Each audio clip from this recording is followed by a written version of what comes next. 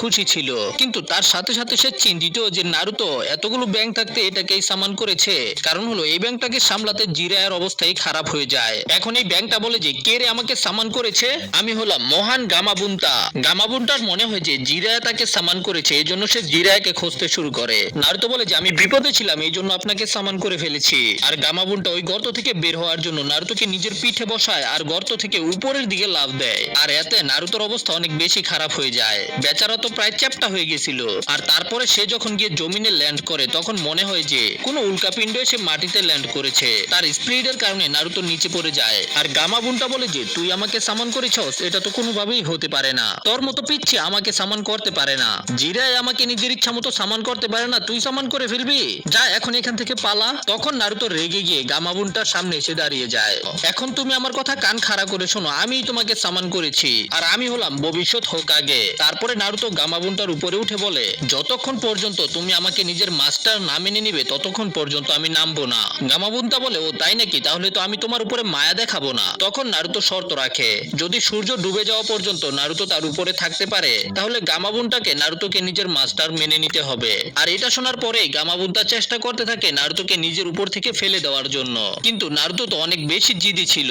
আর গামাবুন্তার এত চেষ্টা করার পরেও নারুতোকে ফেলতে পারছিল না। আর জিরায়া তো অনেক দূর থেকে নারুতোকে দেখছিল।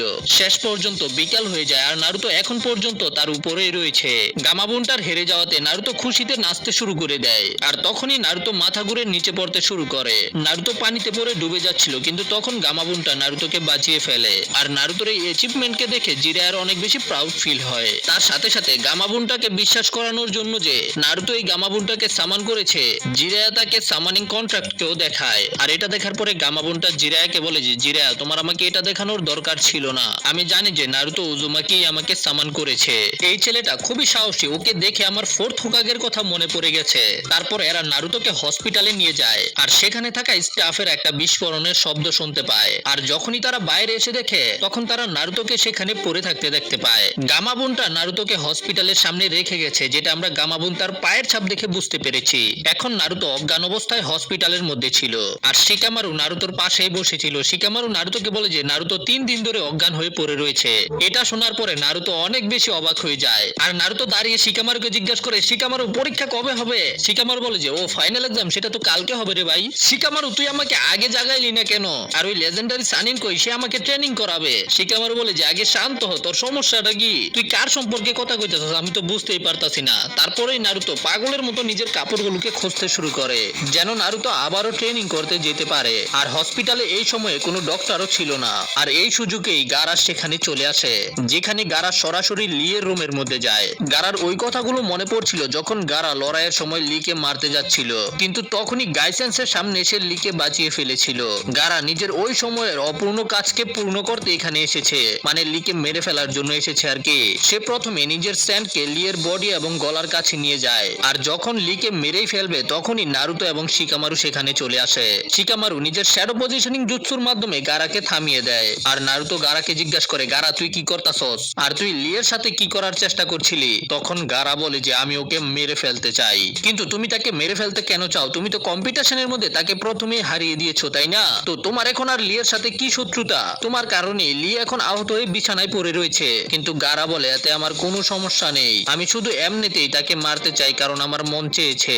যদি তোমরা আমার রাস্তায় আসো তাহলে আমি তোমাদের দুজনকেও শেষ করে দিব। নারুতো এটা শুনে রেগে যায়, চল আয় দেখি তুই কি করতারস। তখন শিকামারু নারুতোকে শান্ত থাকতে বলে।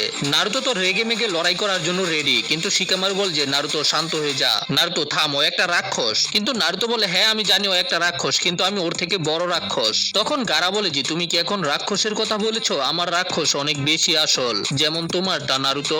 লোকেরা মনে করে যে আমার লালন পালন খুব ভালোভাবে করা হয়েছে, কিন্তু আমার বাবা আমার জন্মের পরেই আমার উপর একটা নিনজুৎসু করেছে যেন আমি অনেক বেশি শক্তিশালী হয়ে যাই। এতে আমার সোল একটা স্যান্ড রাক্ষসের সাথে যুক্ত হয়ে গেছে। আর আমি ওই মহিলাকেও মেরে ফেলেছি যে আমাকে জন্ম দিয়েছিল। তার মানে বুঝতে পেরেছো, আমি জন্ম থেকেই একটা রাক্ষস। শিকামারু অনেক অবাক হয়ে যায়, স্যান্ডের দানব এটা আবার কি? গারা বলে যে সেটার নাম হলো সুকাকু, আর সে অনেক পুরনো একটা মনস্টারের আত্মা। আমার বাবা যে স্যান্ড ভিলেজের কাজে কাজে ছিল সে আমাকে অনেক কষ্ট করে লালন পালন করেছে। আমি মনে করেছিলাম আমার বাবা আমাকে অনেক বেশি ভালোবাসে, কিন্তু সেটা তো আমার শুধু একটা ভুল ধারণা ছিল। সত্য এটা যে আমার বাবা আমাকে এতবার মারার চেষ্টা করেছে যতবার আমি গনতেও পারবো না। শিকামারু জিজ্ঞাসা করে, তাহলে তোর বাবা এটা করলো কে?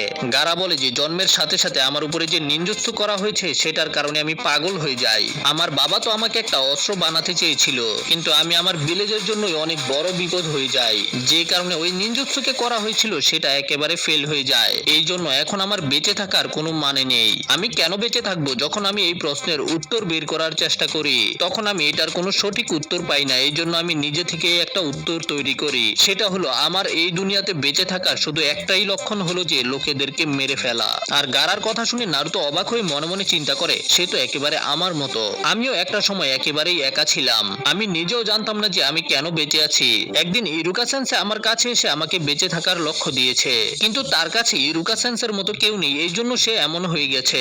এরপরে গারা ওদের দুজনকে মেরে ফেলার জন্য নিজের স্যান্ডকে ওদের দুজনের দিকে পাঠিয়ে দেয়। এতে ওরা দুজনে অনেক বেশি ভয় পেয়ে যায়। কিন্তু তখনই গাইসেন্সে সেখানে চলে আসে। গাইসেন্সে গারাকে বলে যে যদি তোমার ভিতরে এত শক্তি থাকে তাহলে তুমি এটাকে কালকের জন্য বাঁচিয়ে রাখো। এটা শুনে গারা সেখান থেকে যেতে শুরু করে, কিন্তু দরজার সামনে গিয়ে থেমে গিয়ে বলে যে কালকে আমি তোমাদের সবাইকে মেরে ফেলবো, এই জন্য শুধু কালকে পর্যন্ত অপেক্ষা করো। তারপরে গারা সেখান থেকে চলে যায়। আর বিকালেই নারুতো হসপিটাল থেকেও ডিসচার্জ হয়ে যায়, আর সেখান থেকে সরাসরি রামেন শপে আসে রামেন খাওয়ার জন্য। যাই হোক, কালকের দিনটা নারুতোর জন্য অনেক বেশি ইম্পর্টেন্ট হবে, কারণ হলো কালকে চুনিন এক্সামের ফাইনাল টেস্ট হবে। নারুতো রামেন শপের মধ্যে বসেছিল, তখন সেখানকার মালিক নারুতোকে ফ্রিতেই রামেন